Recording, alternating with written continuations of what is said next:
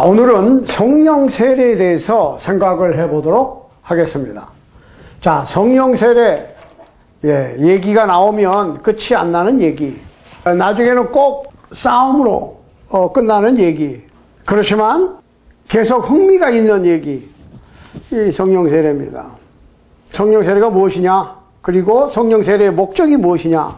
이에 대해서 생각을 해봐야 됩니다. 왜냐하면 우리가 성령 충만한 방법은 두 가지가 있다고 그랬어요. 하나는 복음을 듣고 믿어 회개하고 예수님의 이름을 고백하고 침례 받음으로 주어지는 성령.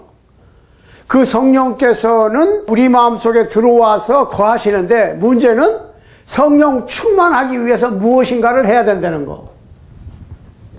자, 첫 번째로는 내재하시는 성령께서 충만하도록 무엇인가를 해야 된다. 보통 말씀, 연구와 기도, 찬양, 봉사, 이런 것들로 성령께서 충만하게 역사하시도록 하는 것이다. 두 번째로는 성령 세례를 받으면 단번에 본인의 노력이 필요 없이 성령 충만한 겁니다. 오늘의 제목은 성령 충만. 어떤 것이 성령 충만이냐에 대해서 생각을 하겠습니다. 자, 우리가 내재하시는 성령을 받았다 할지라도 이 성령님께서는 우리의 마음속에서 생수의 강이 흘러나게 해주시는, 절대로 목마르지 않는 성령께서 내재하셔서 역사하시고 도우시고 함께해 주시는 것을 우리가 생각했어요. 내재의 성령. 그렇지만 그거는 성령 충만한 상태에 있어야 된다. 마치 술 취하는 사람은 술을 적당히 먹어야 건 안 되고, 술 취하려면 술을 취할 때까지 먹어야 돼. 조금 먹으면 조금 취하고 많이 먹으면 아주 거주망태가 되죠. 마찬가지로 사도 바울이 그 술 취함과 성령 충만을 비교해서 설명을 했으니까 드리는 말씀입니다. 그래서 성령 충만은 이 술 취함과 비슷한, 물론 술 취하는 것은 방탕한 것이니까 그러지 말고 오직 성령의 충만하심을 받으라 그랬으니까, 에베소 5장 18절에서 이거는 성령 충만을 위한 어떤 노력을 해야 된다. 자, 그런데 성령 세례라고 하는 것은 단방에 주어지는 겁니다. 단번에. 그래서 오늘 그 성령 충만에 대해서 생각을 하면서 동시에 성령 세례가, 그러니까 성령 세례로 충만해지는 성령 충만이에요. 노력 없이 바로 충만하게 되는, 성령 충만하게 되는 성령 세례. 요겁니다. 사실은 성령 세례에 의한 성령 충만이죠. 세례에 의한 충만. 오케이. 우리가 성경 구절을 몇 개 생각을 해봐야 되는데, 제가 적어 드릴 테니까 여러분께서 적으시기 바랍니다. 마태복음 3장 11절, 마가복음 1장 8절, 누가복음 3장 16절, 요한복음 1장 33절, 사도행전 1장 4절 5절, 사도행전 11장 16절. 자, 그 다음에 누가복음 24장 49절, 사도행전 2장 1절로 4절. 자, 여러분 적으세요. 그 다음에 사도행전 11장 16절로 17절. 그 다음에 사도행전 4장 31절. 사도행전 6장 1절로 3절. 사도행전 13장 5절로 12절. 사도행전 2장 1절로 4절. 10장 44절, 46절. 이렇게 따로따로 적으세요. 한 그룹, 두 그룹, 세 그룹, 네 그룹, 이렇게. 그 다음에 사도행전 1장 5절, 2장 1절로 4절, 11장 15절, 17절. 사도행전 5장 32절, 에베소서 2장 22절, 데살로니가 전서 4장 8절, 데살로니가 후서 2장 9절로 11절. 요거는 나중에 다른 한 가지입니다. 자, 보시겠습니다. 자, 마태복음 3장 11절에 보면 나는 너희로 회개케 하기 위하여 물로 세례를 주거니와 내 뒤에 오시는 이는 나보다 능력이 많으시니 나는 그의 신을 들기도 감당치 못하겠노라. 그는 성령과 불로 너희에게 세례를 주실 것이요. 그래서 여기서 이제 성령 세례, 불 세례 얘기 나옵니다. 성령과 불로. 오늘은 성령 세례 얘기입니다. 성령 세례. 자, 마가복음 1장 8절에도 나는 너희에게 물로 세례를 주었거니와, 세례자 요한 얘기입니다. 그는 성령으로 너희에게 세례를 주시리라. 성령 세례가 복음서 시작하면서 요한 그 세례자에 의해서 언급이 됐어요. 누가복음 3장 16절에 보면 요한이 모든 사람에게 대답하여 가로되 나는 물로 너희에게 세례를 주거니와 나보다 능력이 많으신 이가 오나니 나는 그의 십들매를 풀기도 감당치 못하겠노라. 그는 성령과 불로 너희에게 세례를 주실 것이요. 그랬습니다. 또 요한은 이렇게 기록하고 있어요. 요한복음 1장 33절에서 나도 그를 알지 못하였으나, 여기는 그 세례 요한이 예수님, 메시아, 하나님의 독생자, 하나님의 어린 양이, 세상 죄를 짊어지는 하나님의 어린 양이 누군지 몰랐다는 거예요.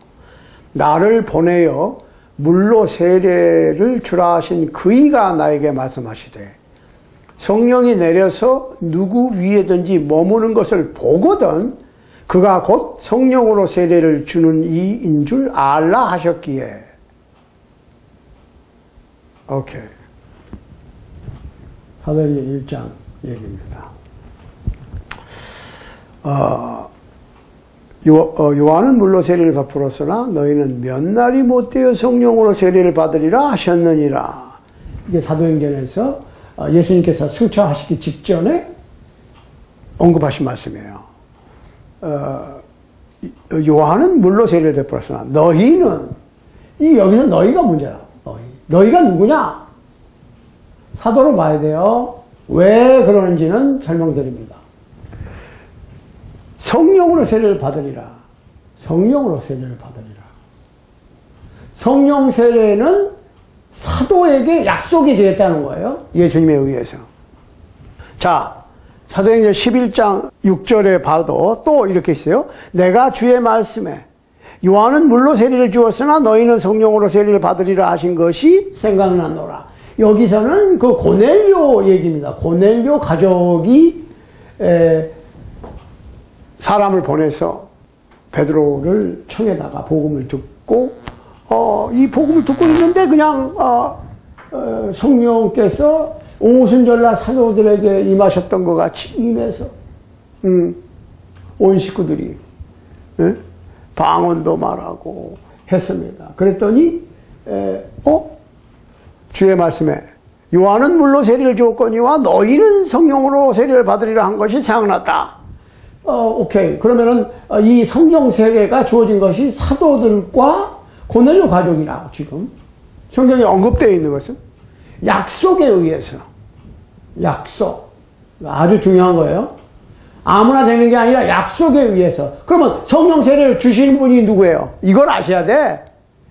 예, 오늘날에 뭐 성령 세례 그러는데 그냥 말로만 성령 세례라고 그러니까 성령 세례가 아니고 진짜로 성령 세례를 베푸신 분이 누구냐? 예수 그리스도. 왜? 세례자 요한은 물로 세례를 베풀었는데 이 요한의 고백이 내 뒤에 오시는 분, 6개월 뒤에 태어나시고 6개월 뒤에 등장하시는 분 예수 그리스도께서는 성령과 불로 세례를 주겠다. 이 불 세례를 또 나중에 또 다시 시간을 내서 해야 돼요. 아무튼 성령으로 세례를 주시는 분이다. 그러니까 이 성령 세례는 세례 요한에 의해서 약속이 되어 있고 예수님에 의해서 약속이 되어 있고 사도들과 고넬료 가족이 지정이 되어 있고 자 누가복음 24장 49절에 보면은 또 우리가 한 가지 더 확실한 게 있어요. 자 누가복음 24장 49절입니다. 볼지어다 내가 내 아버지의 약속하신 것을 너희에게 보내리니 가만히 있어봐. 예수님께서 하신 말씀이에요. 이게 예수님께서 성령 세례를 주시는데 예수님께서 주시지만 약속은 누가 하셨다고요? 하나님께서. 이거는 테오스의 그 첫자입니다. 그래서 이렇게 테오스를 저렇게 표기합니다. 간단하게. 하나님께서 약속하신 것을 너희에게 보내리니 너희가 누구예요? 사도들? 이거 분명하게 하셔야 돼. 그 다음에 너희는 위로부터 능력을 입히울 때까지 이 성에 유하라. 이 성이라고 하는 장소가 정해졌어요. 이 성 예루살렘이죠. 예루살렘에 있어야 돼. 예루살렘 안에 있어야 되는 거예요. 예루살렘 밖으로 나가면 안 돼. 그러니까 지금 성령 세례는 하나님께서 성령을 보내셔서 세례를 주는데 세례를 베푸는 사람은 예수 그리스도. 그 다음에 사도들과 나중에 사도행전 10장에서 나오지만 뭐 11장에서 설명한 거예요. 자, 고넬료 가족과 사도들 약속이 돼 있고 장소가 또 때가 약속이 돼 있고 장소가 약속이 돼 있잖아요. 장소 어디라고 하는 이 성을 떠나지 말라. 예루살렘 성을 떠나지 말라. 이렇게 했어요. 그런데 사도행전 2장 1절로 4절에 보니까 오순절 날이 이미 이름에 저희가 한 곳에 모였더니 호련히 하늘로부터 급하고 강한 바람 같은 소리가 있어 저희 앉은 온 집에 가득하며 불의 혀같이 갈라지는 것이 저희에게 보여 각 사람 위에 임하여 있더니 저희가 성령의 충만함을 받고 성령이 말하게 하심을 따라 다른 방언으로 말하기를 시작하니라. 자, 불의 혀 같은 것이 갈라졌다. 이렇게. 바람, 아주 가는 바람 소리 같은 것이 들렸고 소리가 들렸어. 바람 소리. 그 다음에 불이 이게 혀가 갈라진 것 같은 것이 각 사람 사도들의 머리 위에 임했다. 보임이다. 보였다. 소리가 났다. 보였다. 성령이 강림하실 때. 그랬더니 뭐 요새 또 성령제 하신 분들은 막 그렇게 바람을 입으로 불고 그러는데 입으로 부은 바람이 아니고 실제로 하늘로부터 아주 미세하고 강하고 급한 바람 소리 같은 소리가 쫙 들리면서 사도들의 머리 위에 불의 혀가 갈라지는 것 같이 임했어요. 보이게. 오늘날에 성령 세례를 받고 주고 할 때 그런 현상이 나타나요? 나타나면 인정해요. 똑같이 나타나죠.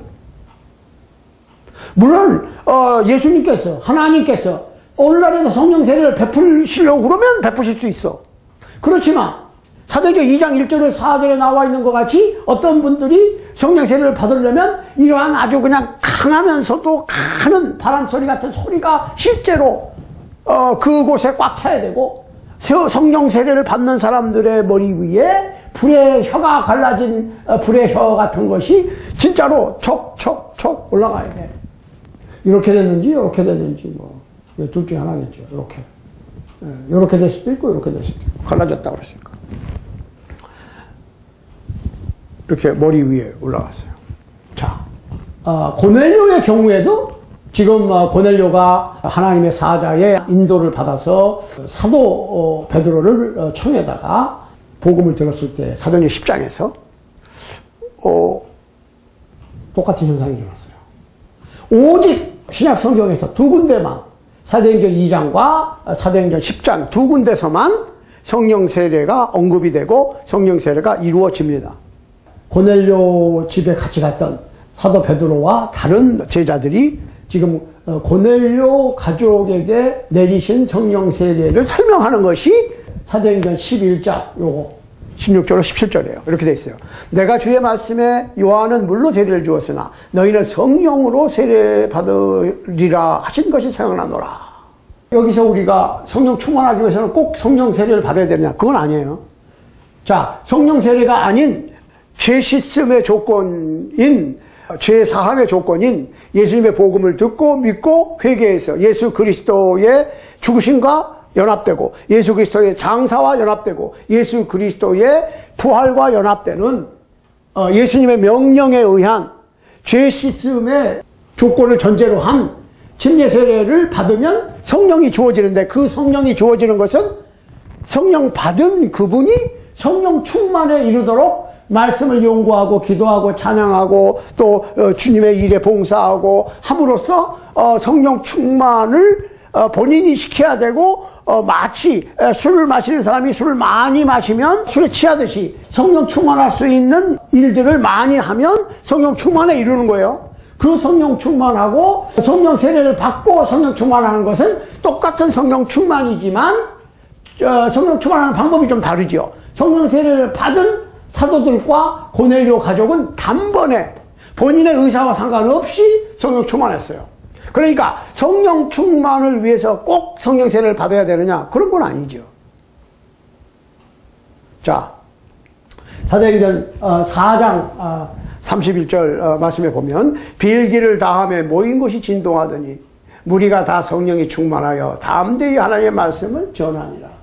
기도를 열심히 하고 나니까 그곳이 흔들려. 그러면서 성령 충만함을 받았다. 전심으로 하는 기도, 전심의 기도가 필요하다. 기도, 말씀 연구, 기도, 찬양.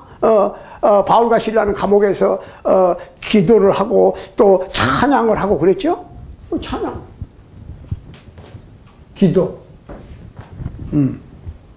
그 다음에 예수님께서 요한복음 6장 63절에서 내가 너에게 이른 말이, 내가 너에게 들려준 말이 영이요 생명이라고 그러니까 예수님의 말씀을 받아서 열심히 연구해서 말씀 충만하게 되면 예수님의 영이 충만하게 되는 것이다. 그러면 하나님의 영께서 충만하게 역사하실 수 있는 구실이 되는 거죠. 자, 형제들아 너희 가운데 성령과 지혜가 충만하여 칭찬 듣는 사람 7을 택하라. 우리가 이 일을 저희에게 맡기고, 이거는 지금 매일 구제, 즉 매일 음식을 만들어서 봉사하는 일을 하는 거예요. 자, 거기에 뭐가 필요하다고요? 성령 충만한 사람 7을 이제 7 집사라 그래. 7명을 선택하는데 뭐예요?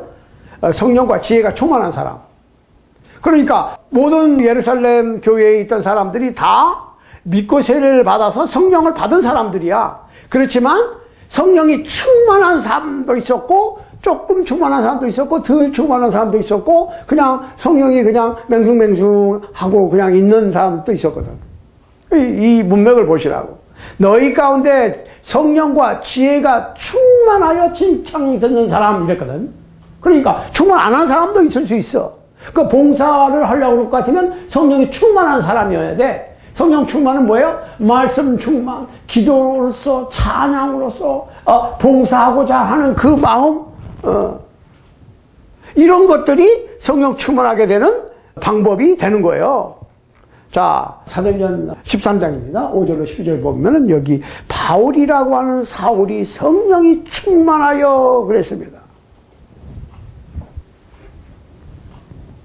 성령이 충만하여. 그게 무슨 얘기예요? 바울이라고 하는 사울이 성령이 안 충만할 때도 있었어. 그러면 이 순간에는 지금 충만케 돼요. 그 얘기지.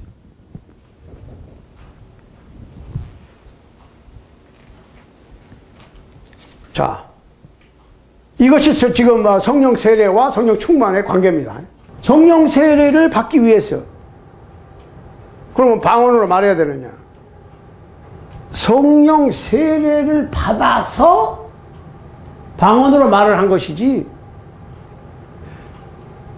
방언으로 말하기 때문에 성령 세례를 받은 게 아니에요. 이거 지금 거꾸로 알고 계시면 안 돼. 사도행전 2장 1절로 4절 이거는 사도들 예루살렘에서 그 다음에 10장 44절로 46절을 보면 고넬료 경우거든. 고넬료 가족 사도들의 경우고. 자, 근데 여기서 우리가 좀 생각해 봐야 될, 짚고 넘어가야 될 얘기가 있는데, 사도행전 10장을 한번 보시겠습니다. 사도행전 10장. 사도 베드로가 고넬료의 집에 가서 그 권속들에게 복음을 전합니다. 44절. 그러니까 10장 44절. 베드로가 이 말을 할 때에 성령이 말씀 듣는 모든 사람에게 내려오시니, 그 말씀을 듣고 있는 고넬료의 권속들에게 내려오시니, 베드로와 함께 온 할례 받은 신자들이, 할례 받은 신자가 누구예요? 유태인 크리스찬이야. 이 고넬료는 지금 이방인입니다. 이탈리아 군대 백부장이에요. 100명의 군사를 거느린 이탈리아 군인의 지금 백부장. 백부장이니까 글쎄 한 이게 지금 한국으로 따지면은 중대는 넘고 한 연대 정도 되나요? 연대장 정도 되겠죠. 중대장인가? 예, 뭐 아무튼 중대장이나 연대장 정도 되겠습니다. 아무튼 부하 100명을 거느린 이렇게 장군이에요. 이방인이야. 자, 그런데 46절, 이는 방언을 말하며 하나님 높임을 들으리라. 성령 세례를 지금 성령이 내려오셔서 성령을 흠뻑 젖는다. 이 세례라고 하는 말이 내가 물속에 잠기다라고 그랬죠. 내가 잠기는 거예요. 이게 세례야? 조금 갖다 바르는 것은 세례가 아니야. 밥티조라고 하는 말은 잠기는 것, 물속에 잠기던, 사상에 잠기던 어떠한 영역 속에, 어떠한 교훈 속에, 어떠한 능력 속에, 그러니까 거룩하신 하나님의 성령에 흠뻑 잠기는 거야. 아주 세례예요. 조금 묻히는 건 세례가 아니라고. 자, 그런데 이게 아주 재밌어요. 보시라고. 47절. 이에 베드로가 가르되 이 사람들이 우리와 같이 성령을 받았으니 누가 능히 물로 세례 줌을 금하리요 하고 명하여 예수 그리스도의 이름으로 세례를 주라 하니라. 저희가 베드로에게 수일 더 유하기를 청하니라. 잠깐만. 오늘날에 어떤 사람들은 아니 물세례를 물세례 그냥 성령 세례만 받으면 됐지 이렇게 얘기하시는 분들이 있는데요. 그분들은 성경을 전혀 모르는 상태에서 그런 얘기를 하시는 거예요. 그러니까 모르면 그렇게 얘기할 수 있어. 예, 꼭 잘못됐다라기보다는 물론 잘못됐지만 모르니까 그렇게 얘기하는 걸 뭐. 그러니까 오늘 이 말씀을 듣는 여러분, 그리고 어떤 분이든지 이거 유튜브에 띄울 거니까 이제 앞으로는 성령 세례만 받으면 됐지 물 세례는 왜 받아? 이런 얘기 하시면 엄청나게 성령을 모르는 분이야. 성령을 모르는 분이 그렇게 떠들면 되겠어요? 부끄러운 일이지, 그건. 영어로 얘기하면 shame on you. 그러니까 앞으로는 물 세례를 무시하고 성령 세례만 받아야 된다라고 주장하는 분들이 있다면 그분들이 목사님이든 부흥사님이든 장로님이든 권사님이든 집사님이든 어떤 유명한 신학교 교수님이든 박사든 상관없이 성령 세례만 받으면 됐지 물 세례가 뭘 이렇게 얘기하시는 분들은 shame on you. 가르치는 입장에 있는 분으로서 부끄러운 줄 알아야지. 왜? 여기 있잖아요. 성령 세례를 받고 방언도 말하고 하나님 높임을 얘기하는 거를 할례 받은 신자들, 이거 저 이방인이죠. 이방인들도 이제 예수 그리스도의 복음을 통해서 하나님께 받아들여지는 거예요. 그때까지는 유태인들만 하나님의 족속이고 하나님께 나아갈 수 있었는데 이제 그런 거 다 없고 누구든지 예수 그리스도의 복음을 통해서 지금 하나님께 나아갈 수 있고 하나님의 백성이 될 수 있는 그 순간이에요, 지금. 그런데 사도들에게 성령 세례가 주어졌고 담대하게 복음을 전파하게 했고 지금 고넬료에게도 성령 세례가 주어지는데 그것은 이방인들도 하나님께서 받으시는구나 라고 하는 의미로 고넬료가 이방인의 대표로 성령 세례를 받은 것이에요. 그리고 성령 세례만 받고 끝난 것이 아니에요. 다시 읽습니다. 이에 베드로가 가로되, 이에라고 하는 것은 고넬료 권속이 성령 세례를 받는 것을 보고 받고 방언도 하고 하나님의 이름을 높이는 그러한 얘기를 하는 것을 본 그 순간에 그 얘기예요. 베드로가 가로되 이 사람들이 우리와 같이 성령을 받았으니, 우리와 같이, 그 얘기는 사도들과 같이 성령을 받았으니 누가 능히 물로 세례 줌을 그 말이요. 물 세례는 꼭 받아야 돼. 성령 세례를 받았다 할지라도 왜? 물 세례가 죄사함을 얻는 조건, 예수 그리스도의 죽으심과 장사와 부활과 연합되는 조건, 예수 그리스도 안으로 들어가는 조건, 그리스도로 옷 입는 조건, 갈라디아서 3장 26절, 27절에 나와 있는 예수 그리스도로 세례받은 사람은 예수 그리스도로 옷 입었다라고 하는, 믿고 세례받은 사람들에게 주는 것은 물 세례라고.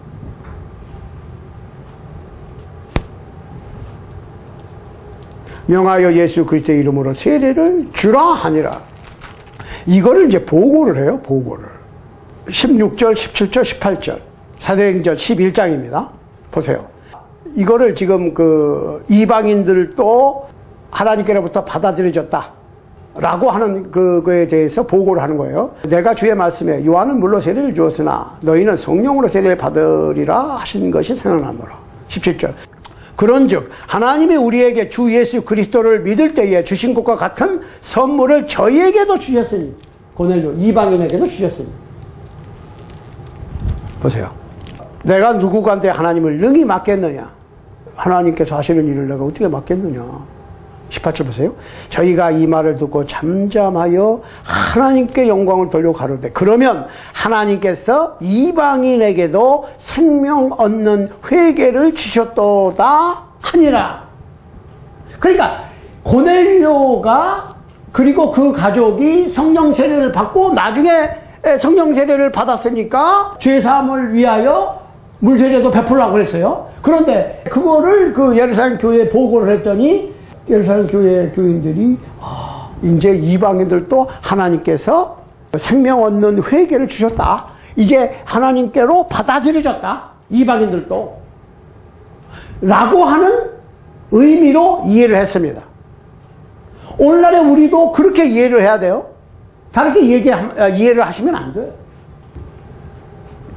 자, 사도들과 고넬료 가족 두 군데의 성령 세례에 대해서 언급이 되어 있어요.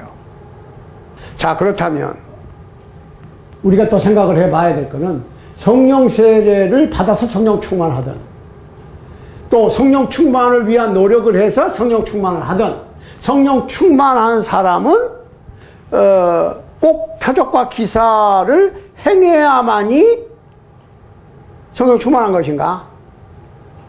그거를 우리가 생각을 해봐야 되겠어요. 사도행전 5장 32절 한번 보겠습니다. 우리는 이 일의 증인이요 하나님이 자기를 순종하는 사람들에게 주신 성령도 그러하니라 하더라. 이게 뭐야? 증인이 되는 거야. 증인. 하나님이 자기를 순종하는 사람들에게 주신 성령도 그러하니라. 그러니까 성령 세례나 성령 충만이나 성령 받는 거의 목적이 뭐냐? 증인이 되는 거예요. 복음 전파라고. 그게 최종적 궁극적 목적이에요. 복음 전파가 목적이라. 복음 전파.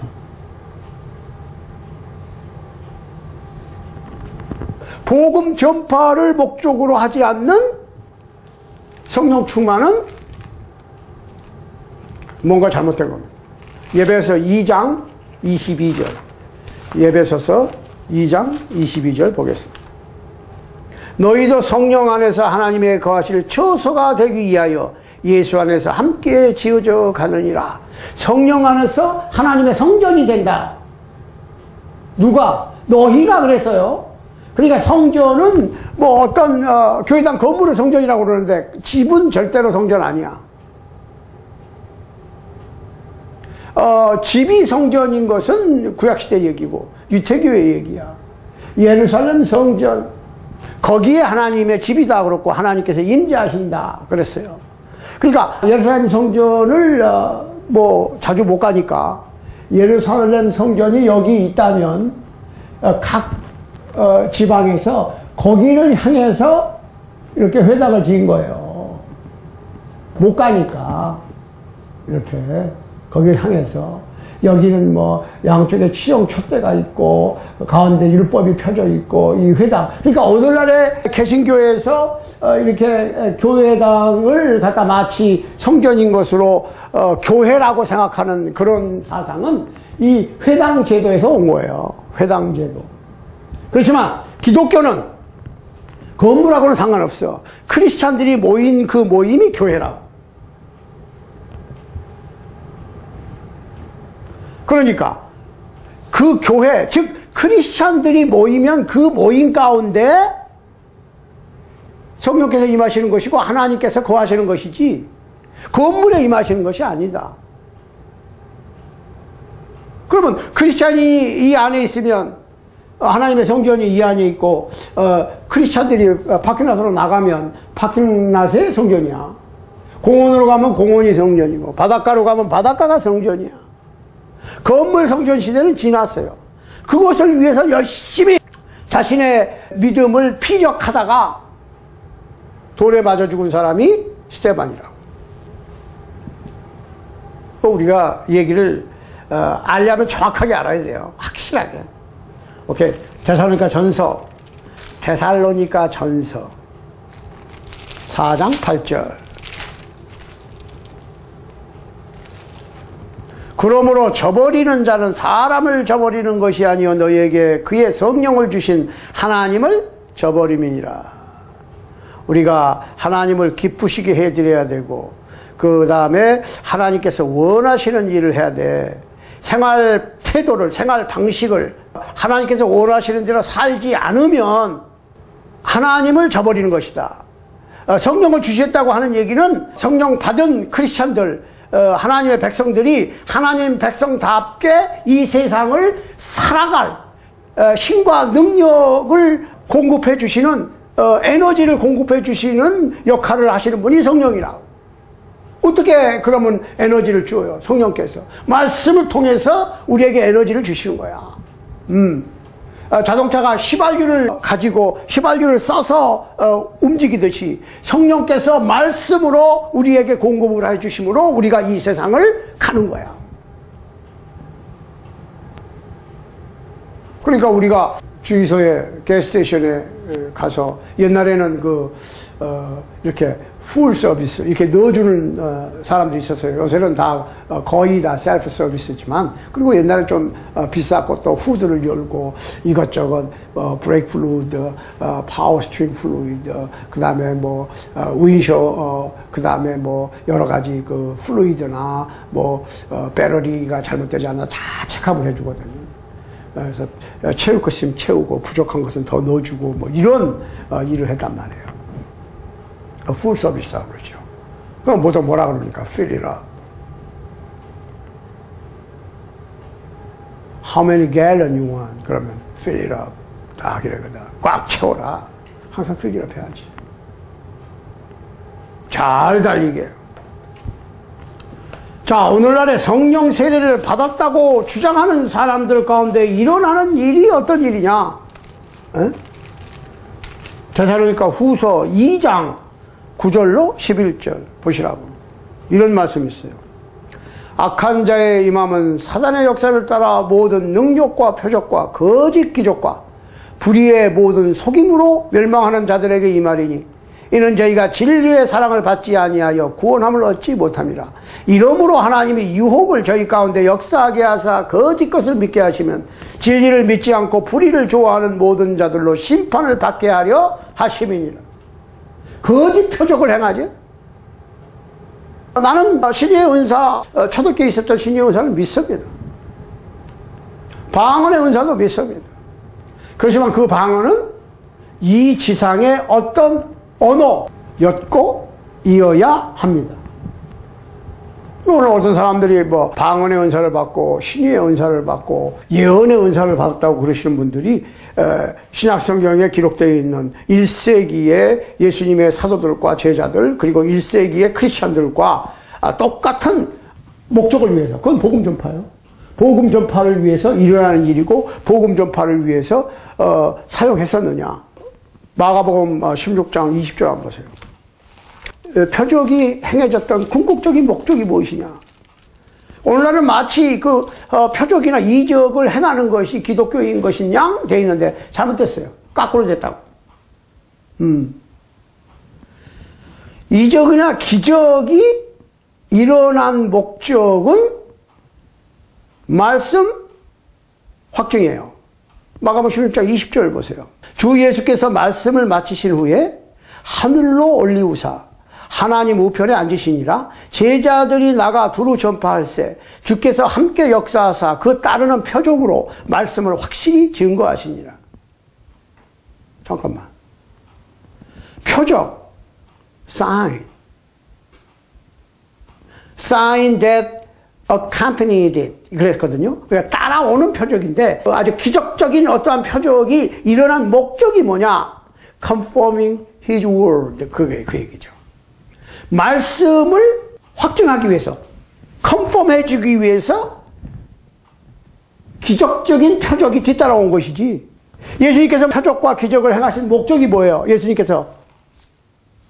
그러니까 우리가 지금 마태, 마가, 누가, 요한복음에 기록되어 있는 예수님께서 표적을 행하시고 어떤 기적을 행하신 그 목적에 대해서 지금 잘못 이해하고 있거든.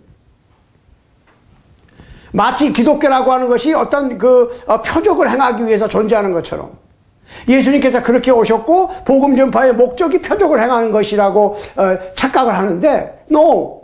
그러한 표적들이 예수님께서 하나님의 아들이시고 하나님의 독생자이시고 메시아이시고 구세주이시라고 하는 것을 믿게 하기 위해서 그러한 표적이 행해졌고 그러한 표적을 통해서 예수님께서 결론적으로는 이제 마지막으로 죽어서 십자가에 못 박혀 죽었는데 하나님께서 예수님을 살리심으로 예수님이 구세주이시고 메시아이시고 하나님의 독생자이신 것을 증거하신 것처럼 예수님을 증거하기 위해서 표적이 따랐는데 예수님을 지금 따른다고 하는 표적으로 어떠한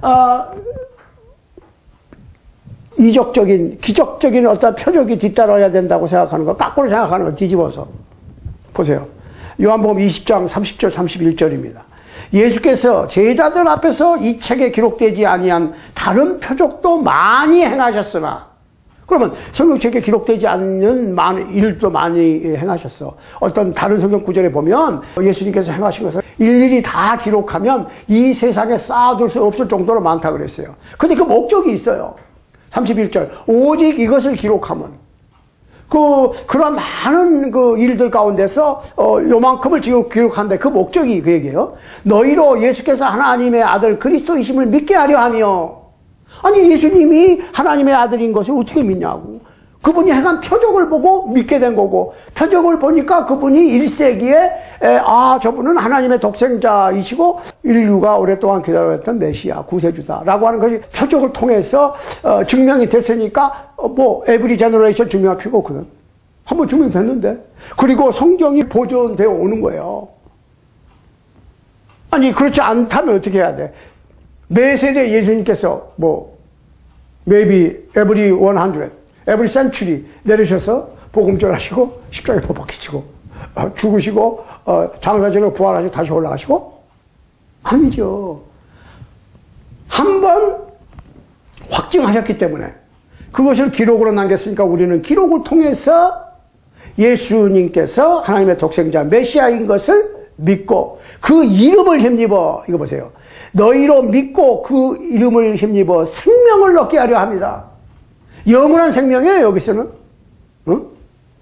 왜? 죄가 용서가 됐고 하나님과 화목이 되었어. 예수님의 십자가의 사건을 통해서. 그리고 예수님께서 행하신 표적을 통해서 1세기에 예수님께서 하나님의 아들이시고 구세주 메시아인 것이 증명이 되었고 또 결정적인 증명은 전능하신 하나님께서 예수 그리스도를 그 죽은 자들 가운데서 사흘째 되던 날에 부활시켜서 제자들에게 40일 보이셨어. 40일 동안 사신 거야. 그냥 한번 짠 나타났다 그냥 끝난 게 아니고요. 40일 동안 함께 계셨다.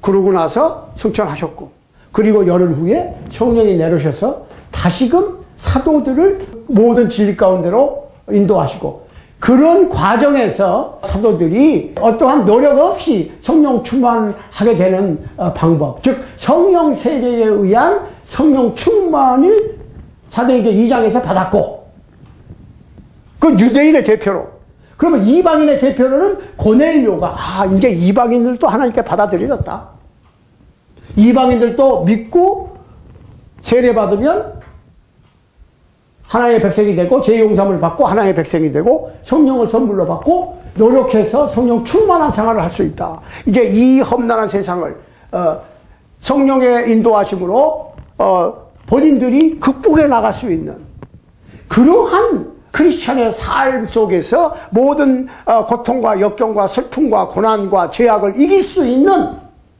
힘을 제공하는 나의 헬퍼로, 나의 변호사로 성령께서는 말씀을 통해서 우리에게 능력을 공급해 주시는 거다. 그러니까 말씀 충만하고 기도 열심히 하고 찬양을 하죠. 그러면 왜? 아니 찬양은 마음에서 도로 나와야 돼. 감사가 나오고 기쁨이 나오고. 왜? 내가 죄인이었는데 죄값은 사망인데 내가 죄 용서를 받았어. 예수님의 보혈로, 그것도 공짜로. 얼마나 기뻐요. 복권만 당첨해도 기쁠 건데. 에? 복권보다 더 큰 영생이라고 하는 상급을 받았는데 왜 안 기뻐? 그거 찬양하죠. 그러나 인생의 길에는 많은 어려움이 있습니다. 시시각각 급변하는 국내외 정세 속에서 우리가 여러 가지 고난과 역경을 당합니다. 또 개인적으로 사회 속에서 사업을 하다 실패도 하고 건강이 나빠지기도 하고 이런 문제들이 있거든. 그러면 일일이 그 사람들을 어떻게 하나님께서 케어하시느냐? 성령으로. 성령 충만한 사람은 성령께서 충만하게 역사하심으로 이겨낼 수 있는 거예요.